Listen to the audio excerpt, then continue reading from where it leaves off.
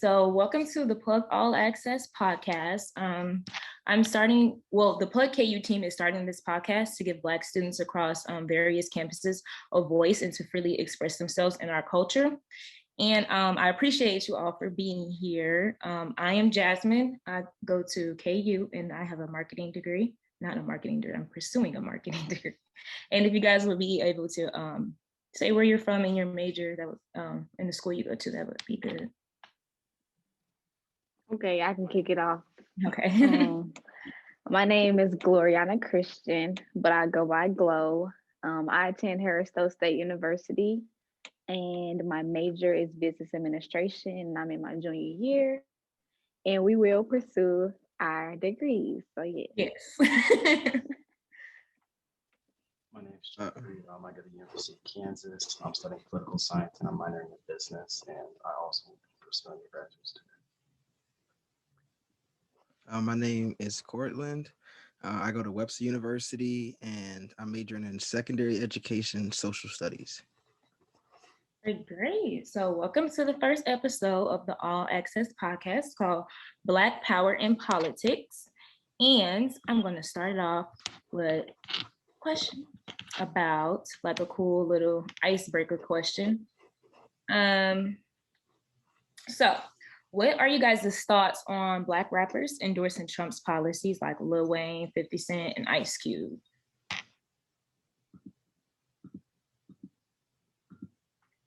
feel like it can be a dangerous route just because I feel like some of the rappers don't like fully support Trump, like with Kodak Black's case. He was trying to get out of prison at the end of the day. And so I feel like that's just dangerous because of how much power they have, especially with like people on social media and things like that. And so I feel like it's kind of like a responsibility aspect of the way they use their words can play a big role. And so they kind of have to be cautious of that. Right. When I first saw it, I was like, Lil Wayne with Trump? I was not messing with it. But it's Lil Wayne, so I was like, can I stop listening to his music or what? Because I think Lil Wayne did it because he had some legal troubles with the law. I don't know, but yeah, I wasn't. I feel like as Black people and as we're slowly but rapidly, well, I'm gonna say rapidly progressing because Black people came a long way. I feel like if you have the influence and that platform to where the younger students or like younger youth or whatever are looking up to you, I feel like you should really watch what you say and then really study the people that you support, because Trump, he's not a person for people of color. Right. And he has always showed like traits of being a racist, and as Black men who are really influential, especially in the music industry, for them to like come out and support it, it was kind of like a slap in like Black people's face, because it's like, here we go with this coonery. To me, that's what it felt like, because Trump, he's not for us. So why would you support somebody that's not for y'all? But everybody look at it from like the money aspect, or like you said, the legal thing. And I just feel like they should have just really thought about what they were doing and like really thinking about how influential it could be. Because if they would have said something, if they would have been like, okay, yeah, I'm supporting Trump, think of how many other people supported Trump too because they support Ice Cube or Lil Wayne. Mm-hmm. So that's how I feel about it. Yeah, it was given very much cool and a sellout. Yeah. Yeah. I have a little bit of a different take on it. I think there's a way to do it. I feel like you can support somebody's policies without like saying that they're a great person. And I think that's something that we've kind of gone away from with this election, is that we don't really talk about the policies anymore. We kind of talk about how bad the person is, which is something you have to bring up. But I think you still can support some of the policies. You just have to go about it the right way. Yeah, I agree. Because like with the Ice Cube one, I'm pretty sure he was like working on some policy with Trump. It wasn't even really that he supported Trump or anything like that. So it is also like looking at it from a policy aspect as well and seeing what they're actually doing. Do you know what policy it was? I don't know. I just look at Trump and just see him as somebody who don't like us. So I completely agree. I agree with the policy thing, but at the end of the day, people can say stuff all day. Like they can come up with a policy and then it probably not even get implemented just because of the type of person they are. So it's kind of like you kind of gotta judge them based off of like how they treat other people. Like if you disrespected me and you say, okay, I'm gonna do this for you. If you vote for me, I'm gonna come out for you. You know, I'm gonna support you. I'm gonna help you out. I'm not gonna believe that shit because you not, excuse my language, but you're not supporting me. Like that's not right. Like you kind of disrespecting me, but then you saying that you gonna help me too. Okay, like that don't make sense to me. Yeah, it don't. People definitely do things to get them Black votes, though. I can say that. Yes. Okay, so now move on to the next question. We could just go into like the thoughts and opinions opinions on Biden and Harris's contributions to mass Black incarceration, like the 1994 crime bill, and how they can be held accountable now, like with all the like history that they have for like, you know, locking up Black people or like racist things.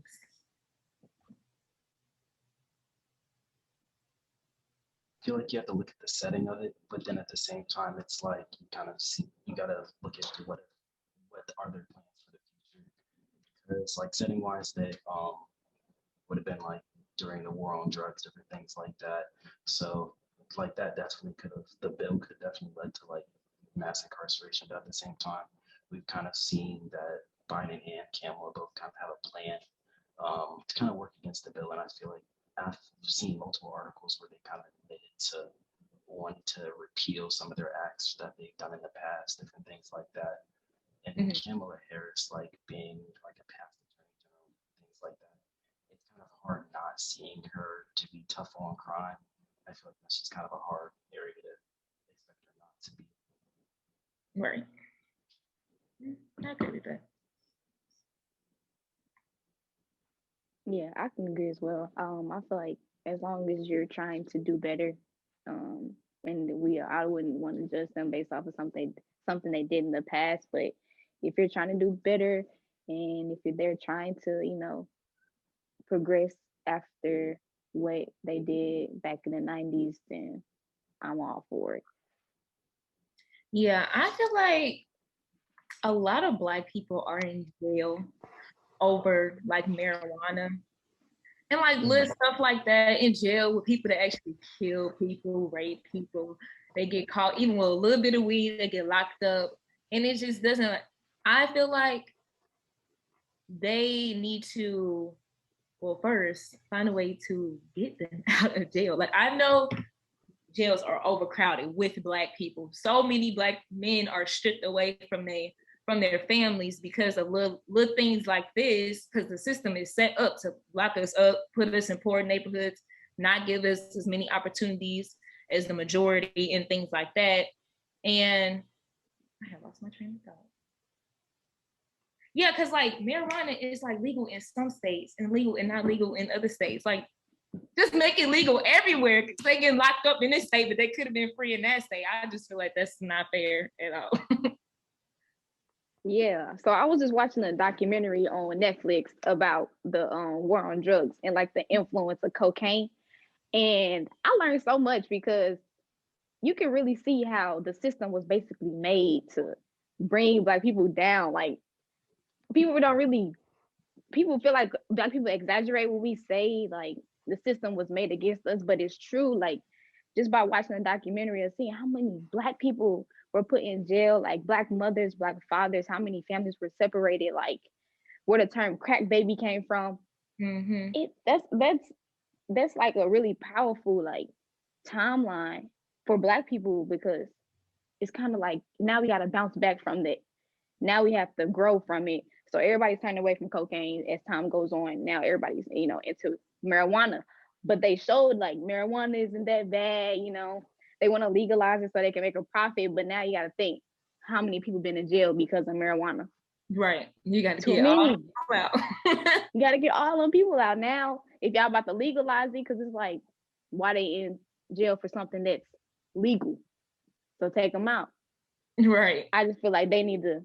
I feel like it's time for Biden and VP Harris to really try to implement change and get Black people out, because it's just like a cycle. Like if you put more Black people in there, the more Black babies get growing up without their fathers and mothers, what they call so many issues, poverty. Then you got parents being institutionalized. Like it's a lot of unnecessary trauma going down because of what's happening in the legal system. So I really feel like they need to step up when it comes to that. And they do. And then they try to blame the Black community for not having fathers or like mothers, but y'all take that away from us. Like they make stereotypes about us. I remember one time when I was in middle school, this white dude was like, "Did your dad go to the store and not come back?" Like, no, my dad is in my life. Right, like dang. They just be saying so much ignorant stuff, but y'all are the reason why our parents and our family members are in jail. Your grandpa, your dad, whoever it is the reason why guardians in our community are not there. Yes. It's facts. Yeah, there's definitely that history of the drugs that are prominent in the Black communities are the ones that get hit harder by the police, you know. So definitely something that we can do to try to at least balance it a little bit more. So. Definitely. Okay, so moving on to the next question. So what are y'all thoughts on the Black community not voting because of this, like, of both parties? I'm sorry, I was waiting for this question. So I just came back from Alabama, and I just came back from Birmingham, and I went to the Civil Rights Museum, and I was learning about, you know, the Civil Rights movement, like getting deeper into it, and like the stuff that they teach us in the books isn't always right, or they try to, you know, make it as minimal as possible. But I feel like Black people have to vote just because we fought so hard to vote. Like our ancestors in the 60s, like they was dying for this. They were getting sprayed with water hose and bit by dogs and just getting brutalized and going to jail just because they wanted to vote. A simple American right. They wasn't able to vote. So my first time voting was this past election. So the fact that so many Black people came out was so powerful to me. But some people were saying like, it doesn't matter. Like the electoral college, they decide who the president is. But it's like, okay, that's true. But then again, we are the people. Like our Constitution was based off we are the people. So the fact that y'all don't want to vote because y'all saying that our votes don't matter, but it does though. Like look at how we, you know, influenced the election this year. Like that was powerful. We fought so hard. No. Like that was real. Like in the 60s, like they really fought for this. Like I feel like we owe it to them. We owe it. Like don't waste this. Like don't take advantage. Like I feel like we're just too comfortable. Everybody's so comfortable now as Black people, but I feel like we all need to start, you know, coming out more and supporting each other more. Like I just learned so much by going to the museum because Black people were for Black people. Like we came together as one.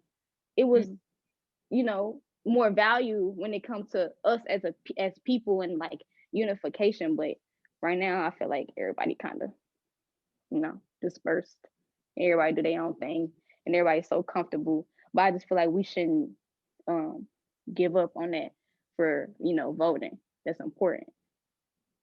Yeah, I feel like we have to stay involved with like the political process altogether as much as possible, because like we've already seen like what happens when we don't vote. We've had one president that's done his own stuff, but And yeah, so now we have like Biden and Kamala, but like you can't just calm down from there. I wouldn't be amazed that the Republican Party is not going to come strong next election. So if anything, you gotta come just as strong. And so I feel like you can't like chill out just when it starts to look good. Yeah, it's definitely an issue. Did I cut you off? I'm sorry. Were you still going? Oh Oh, no. okay, yeah. It's definitely an issue because like I think there is a valid argument if we get into the electoral column the college, then it's like if you're in a state that's like historically always gone the way that you don't want to go, then I can kind of understand you decide not to vote. But at the same time, it's something that we fought for. But the big thing is like if you're in a state that like can switch who they vote, which party they vote for, then that's the state that you definitely all have to go out and vote because your opinion really matters because you don't know which party you're gonna vote, your state's gonna go towards. I find that Even hard in to those say though. southern states, though. Yeah, because like Go ahead. Texas, all the big cities are usually blue. And so I feel like those are the states where if you just had everybody say, oh, Texas isn't going to turn blue anyways, why vote? Then you're never going to see Texas turn blue. So I feel like you can't really have that mindset when it comes to it as well. Because I feel like it's like you're working a little bit at a time. Maybe that next election, Texas might turn blue, or the next Yeah. state might turn blue. Facts. Like Georgia. That was beautiful. That was like the highlight of the year to me. Like that was Right. amazing. That was Georgia. I'm like, Georgia is blue. It's Black Georgia. senator. Yeah. Come on now. That was amazing. Just because black people came out and voted. Like it's power within us. Like we just gotta, unleash it. Yes. The black votes definitely did flip a lot of states. Mm-hmm. It did though. They did. That's why I feel like in a lot of black people not voting, I feel like comes from social media. Like I was on Twitter so much during the election. And it's like black people get easily persuaded or they try to follow in like the information that someone else is talking about. And they don't even be knowing what they talking about. They just going way off of what other people say. And that's a lot what I saw on Twitter. Like I had got in arguments with a lot of people. I got in this argument with this girl because she was like, I was like, vote Biden or something like that. She was like, why would we vote Biden? He's not for us either. Da da da da. And I'm like, okay, girl, but like we like taking steps to like get in the position where we want to be at. No, they will not be able to erase hundreds of years of slavery. No. Yes, they did some racist things, but they are better than the other parties. So it's not right for you not to vote at all just because you don't like both parties. Like, yes, they have their flaws, but which one is worse? And that was okay. That was worse. Right.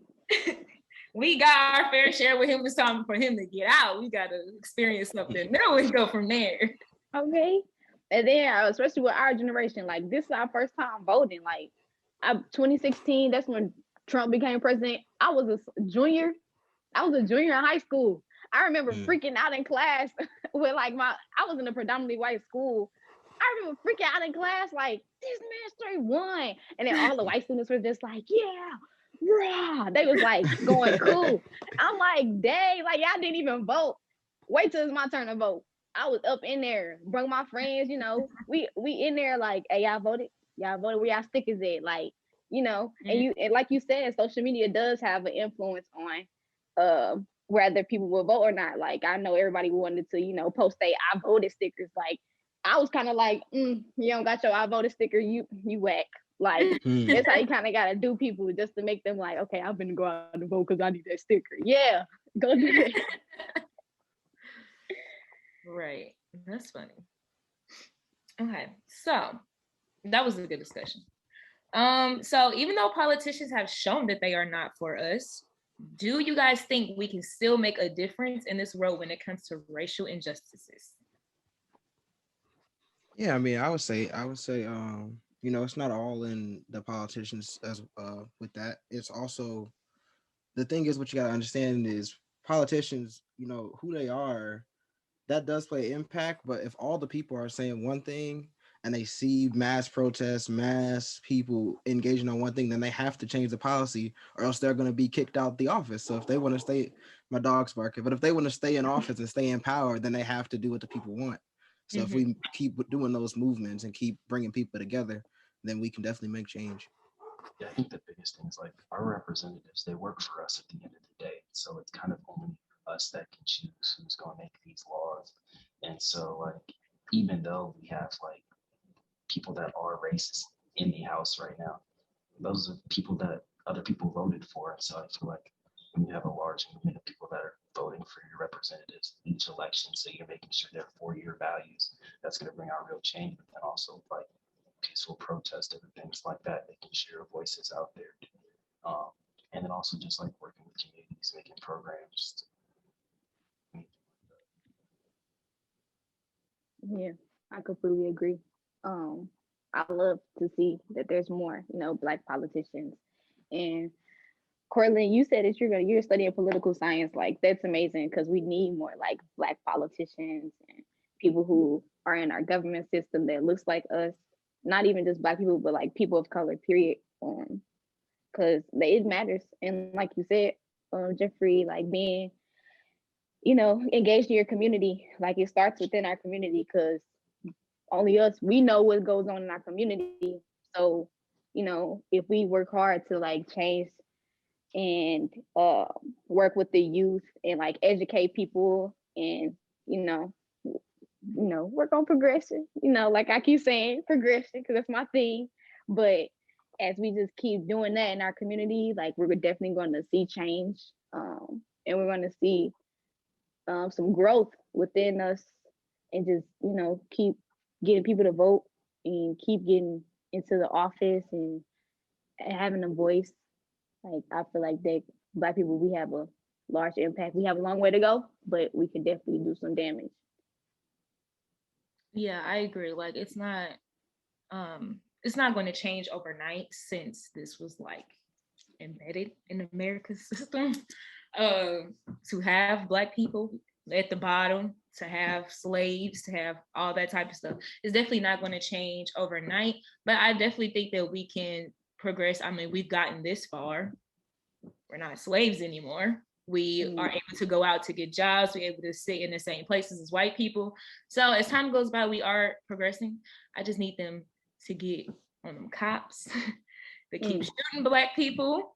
Because like when people would talk about defund the police, people be like, then who are you going to call when your house is getting robbed? Blah, blah, blah. It's not what people mean by defund the police. The police has like the police officers that just got Teslas. Why are they getting Teslas? There's so many people in America sleeping on the streets, homeless people, Black neighborhoods, poor, and y'all giving cops Teslas. It don't make sense. But I think I don't see like a drastic change since obviously Biden has not been in office that long. He's focusing on student loans, but which this is off topic. He rejected the 50K student loan thing that they asked him to pass, which I'm mad about. But anyways, I saw something about that. Yeah, they wanted him to pass. People were also saying that like, although he was for like abolishing student loans, I guess like during his whole like campaign, he was never like really for the full like 50,000. I guess that was more like a progressive look at it or something like that. I don't know. Yeah, but I think he said he's look for like sure it gonna do has 50,000. Yeah, I just hope he does something. Okay, let me go back on topic. Okay, so yeah, I do feel like we can definitely make a change, like the Ancient Mama, how they had to rebrand because people found out that came from like all these companies came from like racial injustices. All of our ancestors, put a lot of hard work and sweat, tears into things to help them build their companies while they making us not giving us credit and like just making us bottom tier of the social class. But yeah, I think we can definitely make a change. It's gonna take time, but we can make a change. We make a small change. I feel like that's the slight work. Like we can definitely, if we come together, there's definitely going to be some type of influence. I remember doing a paper my freshman year on like the influence of Black people in the American economy. We contribute most of the money to the economy. We contribute trillions of dollars to the economy. Like that's a lot. That's us. Like we're at the top when it comes to like spending money. But what Black people need to understand is we need to start investing in our own communities and in ourselves. Support Black. Yes, support Black businesses and all that good stuff. When I went to the Civil Rights Museum, like I was learning about millionaires, like Black millionaires in like the 60s and the 50s, not even way before that, like in the 10s, 1910s, like Right. that was real. Like I didn't learn about that, in high school. Like I just thought we was all coming from somewhere poor, but no, like Black people invested in our own stuff. We invested in our own funeral homes, our own banks. We invested in our own schools. Like that's powerful. We have the power to do that. We just need to support each other, and we need to stop killing each other too. Yeah. Like we had our own airline, we had our own grocery store, and they came and burnt all that down because they keep setting us back so that we won't progress because the Black dollar is very powerful. Yes. And I feel like white people are honestly scared, but of white people becoming empowered. But I am so grateful to see a lot of Black people in businesses now and like having their own businesses because we don't need to work for these white people no more. We need to, start bringing in our own money, start supporting each other because we will run them out of business one day. It's going to happen. Yeah, you can see more Black entrepreneurs. It's many Black entrepreneurs. Like I love seeing it. Everybody doing nails, everybody doing hair. Okay, that's the step. Keep going. Let's make our own nail salons. Let's make our own beauty supply stores. Like let's make our own restaurants. Let's make our own Walmarts. Because at this point, everybody hate us so much. Like why we shopping with? Why we giving these people our money when we can just give it to ourselves? But like it's just a whole. And then it comes like internally. Black people got a problem with other Black people. Like nobody don't want to see nobody progress. Like it's okay if somebody doing a little better than you. That's paving the way for you. It's okay. But people don't get that. Everybody want to, be.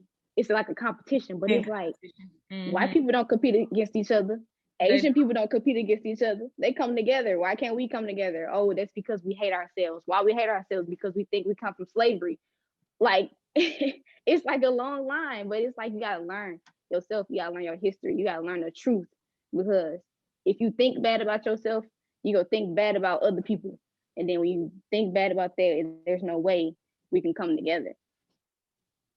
Yeah, that goes into the topic where Black people will spend money quick on Gucci, but then have a problem with a Black business selling t-shirt for $20. But you'll go buy that Gucci shirt for like over $200, but you got a problem with it. Don't make sense. There's no financial literacy either. Hopefully we progress in our own community, like you said, with like killing each other, all that. Actually, that goes on when white people try to talk about Black on Black crime. There's no such thing as Black on Black crime. Crime is just crime. Black people gonna kill other Black people because they are in the same neighborhoods as Black people. But they don't call when a white person go shoot up a school. They don't call that white on white crime. It's just a mental illness. Like you just crime. Yeah, that's just okay. Next question: did y'all befriend people who showed support to Trump during the 2020 election? I definitely did befriending Trump supporters, but at the same time, I feel like it's always like good to be able to like have a conversation like respectfully and like discuss your points of view, because I feel like that's the only way to really like make forward progress. Because although like someone might not have the same views as you, I feel like if you're not able to really talk and like see where you guys are having that disconnect, then you're never gonna make progress and you're just gonna continually have problems with each other. I honestly did not mean to say befriend. I meant to say unfriend. Did y'all stop being friends with someone that supported Trump? That's what I meant to say. I definitely didn't unfriend anybody. I feel like that, like I said earlier, it's just like this election, it was a lot of divide, and I feel like, I guess just coming from a social studies background, I feel like you can agree with somebody without being like a horrible person. Now, I mean, now if you were like racist or something like that, I understand. But if you just like agree with the policies and disagree with another candidate's policies, I feel like that shouldn't make you like hated by other people. And I just feel like we have to get back to politics being politics instead of being I don't like you, that type of stuff. Like a Yeah, lot of I times. I don't think I unfriended anyone. I know I was really close. Um, like I said, I went to a predominantly white school, so I was following, students from our school, and I could always see them holding up the Trump 2020 flags on their posts and wearing the shirts. Like, I mean, like that's what you support. As long as I don't hear you saying any hateful things towards me, I have no reason to unfriend you unless being negative. Mm-hmm. But I didn't really unfriend anybody. I mean, I feel like everybody people got their also, own opinions. I feel like people also come from their own background, so it's kind of like, especially when it comes to like who you support. I feel like usually your parents supported that party or that person as well, and so it's like kind of, especially when you're younger, it's kind of hard to just hate on somebody just because they support another person, because that just might be who they grew up supporting. So they don't know any other way, or they haven't really looked into the different policies, things like that. And so it's kind of also being able to admit you're wrong. So maybe if there isn't something that's like right, for example, if he's racist, being able to admit that somebody's racist, especially if they are racist, that's important. Mm. I'm gonna still be able to talk to you, because then we're gonna automatically have a disconnect. Yeah, I didn't have friends that supported Trump, honestly. But if I did, they'll probably get blocked. He said not even like You said you don't want to see none of that on your timeline. I don't want to see none of that. I was blocking people on Twitter. I didn't even know. I didn't want to see none of that. But I was wanting to understand what like if they support Trump, I was wanting to get inside their heads, like why do you support this person? Explain to me. Some people do like the policies or like some things that he's doing. Like for Black people who are like more on like the high class, they supported him because he benefited them financially. Like when it comes to the taxes, they didn't have to pay as much as they did if it was like Democrats and like things like that. So I know that probably played a factor in some people's minds. Mm-hmm. Yeah, that was definitely a factor. One of my teachers, when I was a junior and I was going to a predominantly white school, when I asked my teacher, because she was pretty open with us and she was like teaching sociology, so we talked about everything. So that was like the perfect time to talk about Trump and everything. And she basically was telling us that, who she voted for. Because I asked her, I'm like, so who'd you vote for? Like, I wanted to know. And she said she voted for Trump because he is going to support her and her family financially. So I was like, okay. I mean, that was like one of my favorite teachers in the school, so I couldn't like hate her because she supported Trump. But it was just like, okay, that's what you do. And she left it at that. And then we kept the class going because it wasn't no hate or nothing towards it. Mm-hmm.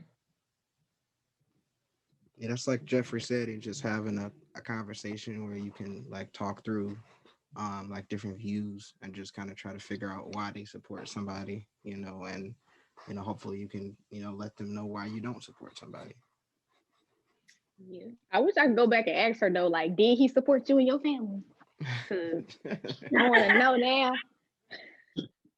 I was so that like my stepmom, she don't support Trump, but she said like her taxes have been really good since he's been in office, but she can't just think about herself because like the rest of her family, is poor. They don't make as much as her.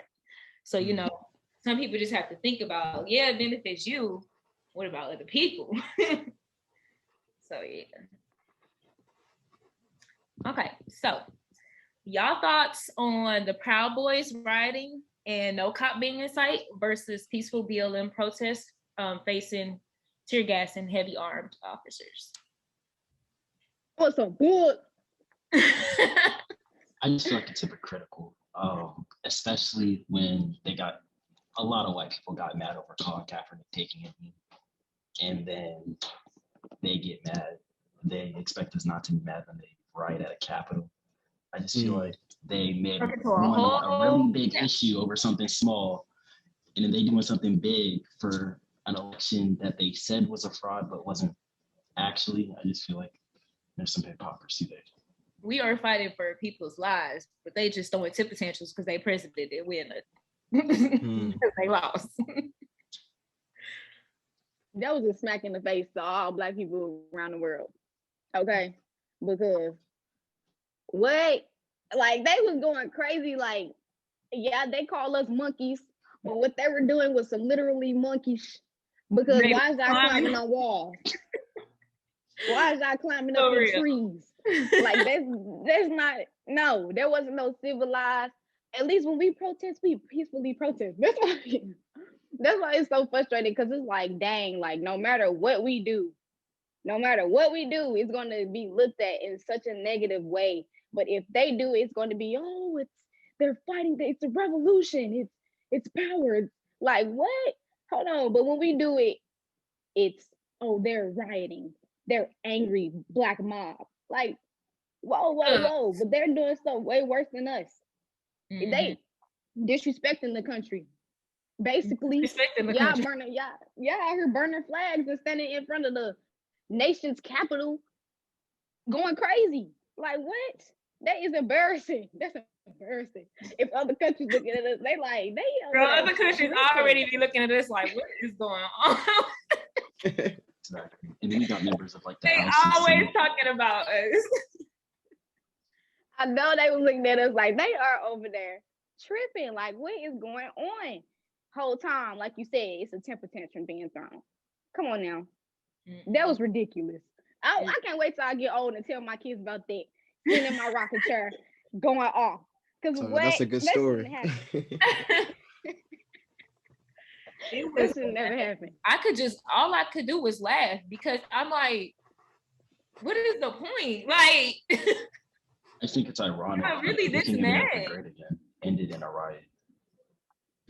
Yeah, and they tried to say our protest wasn't peaceful, but they had undercover cops vandalizing things and starting the riots because they want to make Black people look bad. There's a lot of like, why is heavy R police officers showing up to a group of people that's not just peacefully protesting? It does not make sense. They haven't done nothing. I don't like the fact that everybody always compare like peaceful protesting versus like angry protesting. Like, you know how peaceful we've been? Like, we had a whole leader, a peaceful leader. Jesse Jackson and Martin Luther King were like one of our most peaceful leaders, and they didn't fight back. They wasn't going for that. They was just being, loving and peaceful, like how Black people are. But now it's 2020, 2021. Who about to keep being peaceful? Now if y'all, right, messing with us and y'all steady killing us, and we tried being peaceful. We tried it. Now we angry, like that builds up inside. We have to express it in the best way we could. And we are peaceful. We still were being peaceful, but I'm not gonna lie. Here in St. Louis, when it was 2016 and Mike Brown got killed, everybody was mad. People was ready to burn their city down because they were so angry. And it wasn't like they owned the stuff they were burning down. Everybody was angry. But now, and we still protesting to this day, and Black people, we still being peaceful, as peaceful as possible, after George Floyd died and everything. And we were trying to be peaceful, but like, white people, y'all not out here getting murdered for no reason. Y'all up here mad because Donald Trump didn't get into the office. Oh, so now y'all want to riot, basically. That's crazy. They better be lucky all we're doing is rioting, because right, that's not the same. Like, you better be lucky all Black people doing is rioting and burning down some businesses that can be built the next day. Like, our revolution's not the same. He could still run for president. Would you say? Come back. I just think it's crazy that he could literally come back next term and run for president still. Yeah, you should have known that was gonna happen though. They really didn't even want to do the trial. They really didn't want to do that. Like, they was just like, we gonna do it because to make people shut up. So, but like you said, Black people got the power to vote. So we can stop that if you try. We got the power. We just got to utilize it. And Black people need to know how to, like, we don't need to just vote and the presidency election. We need to vote for our in-state officials and like all those people. Like, it shouldn't just stop there. Oh yeah, you shouldn't just be voting in your regular election. You should vote for your district attorneys, like all those things play a role, like in everything we do in our lives. The voting process is that important. Yeah. That's when the involvement in the community comes in, because a lot of people don't know what's going on because nobody really involved in the community. But we are the youth. We have the power as a younger generation. I know I'm always bringing up like the civil rights movement and everything, but I really value like Angela Davis and like Huey P. Newton and Malcolm X and Martin Luther King. Jesse Jackson. Like they was doing the dang thing. They were young. Like they were in college. They were college students doing this and making moves because they knew that what they had to do was going to be for their future. So we in college, let's do something. Like let's get something going. Educate each other. Yeah, what blows me is it became this trend in the Black community where they was like, I am not my ancestors. Like, that is so disrespectful. Our ancestors went through, they was marching for over 60 days. That it did not stop for them. They didn't just march for a couple of days and go back home and they didn't like get a peaceful night's rest. No, they did a lot more than what the Black community what like young Black people are doing now. Like we have voices and stuff, but then a lot of us stop and just act like it's not a problem no more. Like it's not a trend. Like when BLM, like a lot of people use that as like a trend, but like no, this is our everyday lives. We need to fight for this every day. Fight for our rights every day. Yeah. The little things, the small things matter. I got nieces and nephews. They're like 9 and under. And I always, educate them like, your skin is beautiful. What Black Lives Matter is. I think it's a good thing though. I feel like a lot of the youth nowadays is pretty involved with like social issues and anything like that. And so I think that's also something to like look up on and like kind of look towards the future for, and like seeing more involvement by youth, because those are going to be the people voting. We are youth right now. We're going to be the people voting, the people in elected offices, different things like that. So I think that's kind of hope for the future. Yeah, that was definitely something that came out of all this craziness, with the election and all that stuff. It really had the young people actually like deciding to get into politics, because when you're young, you don't really think about politics as much sometimes. You're just thinking about school, just everyday life. And it's definitely been just a powerful thing to see a lot of people getting into politics. And we just have to make sure we just encourage people to educate themselves and then make a decision based off that. So. It's like the information being put out, but with the voting, and that's just any common knowledge that people might have not already known. I feel like that's just been really useful, like something that's come out of all this election mess and everything like that. So people have been informed, and so for future elections and future things like that, people are educated in their rights and vote. Yeah, when racial injustices happen like this, like with the George Floyd and like things like that, how do y'all feel about Black celebrities being silent and mute, not using their platform to gain awareness to those situations? Yeah, I feel like, I don't know. Oh, you want to go? Go ahead, Courtland. Go ahead. Okay. No, I was just gonna say. I guess I'm always like two sides. I feel like it's definitely something that you should definitely use your what is it, influence to try to do good. But I feel like I can't like just like completely hate the people that like don't want to throw away their careers, because we see when you step up like that, your career might go. So I think it's just a personal thing. Like if you think that your values are more important than your career, then I say you should definitely use your influence. And I think there are a lot of influencers out there doing that. So yeah, I feel like those large celebrities, I know Cardi B always speaking on stuff, so I appreciate her for that because she's like huge, like everybody watches her. And then Colin Kaepernick, he definitely went out his way. He sacrificed a lot, But when it comes to like, those celebrities who do stay quiet, it's kind of like it's hurtful because it's like, dang, it's kind of like you don't care. I feel like, or you don't, or you're too afraid.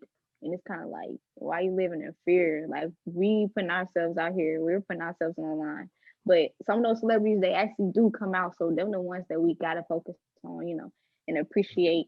And hopefully they encourage their other celebrity friends to come out and speak out and everything. Cause there's definitely some people who spoke on it and raised awareness. But like the ones who stay mute, they're not the ones I feel like aren't real. Like, you're not real. You kind of, now you selfish to me. Now I don't like you no more, or I'm not listening to you, or I don't really care what you're talking about, because to me that's not real. I think. I can go. What'd you say? I say you can go. Oh, okay. I think celebrities not using their platforms can be a slap in the face.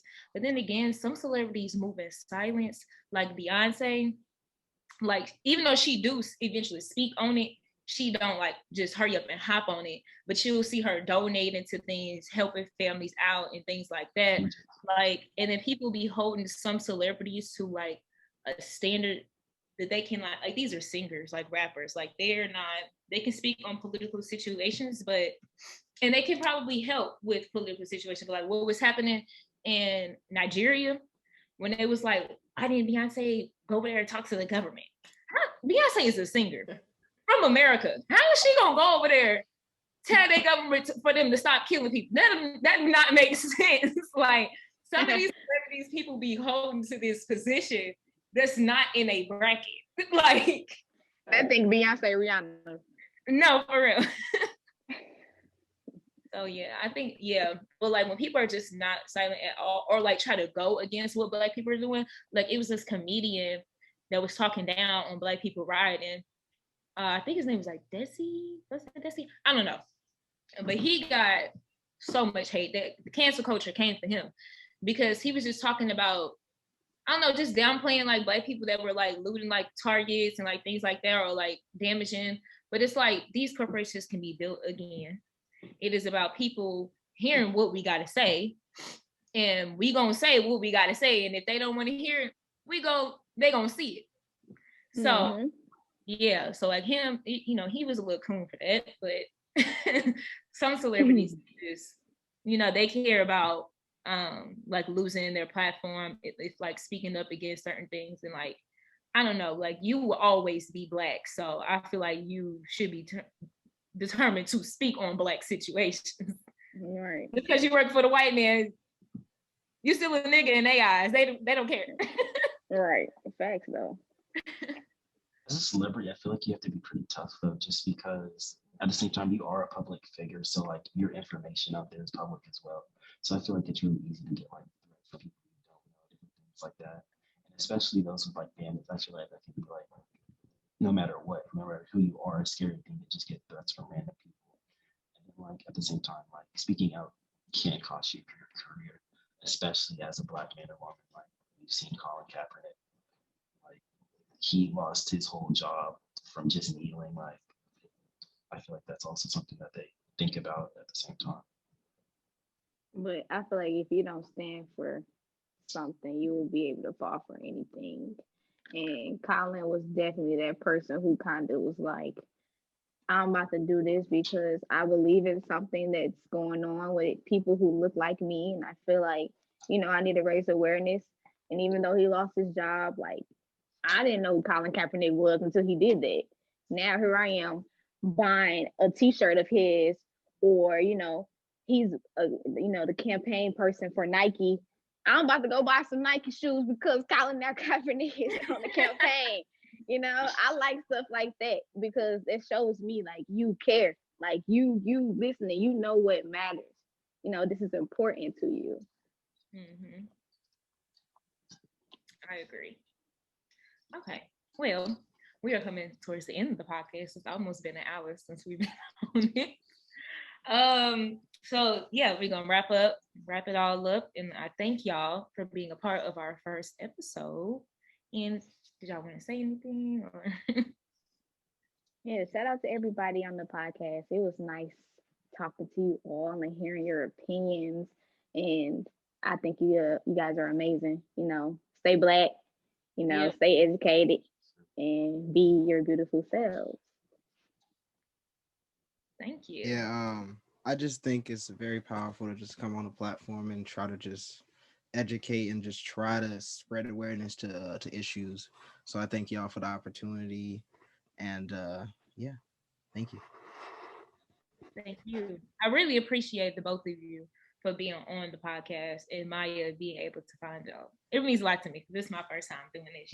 I'm just trying to create a platform where Black people can, voice their opinions, talk about things that's going on in their culture, and just be the best selves, like not be scared to show who they are. Yeah, Jasmine, shout out to you. Yeah, I missed you, girl. Keep popping yo. Thank you. All right. You have anything to say, Geoffrey? No, just thank you for having me, Jasmine. I do think it was really cool though that we're like able to start off just having like 4 students. I think that was able to get a pretty cool perspective from this podcast. Yep. It was dope.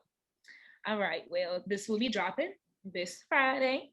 So make sure y'all tune in and share it with y'all friends. And I appreciate y'all. So have the what am I trying to say?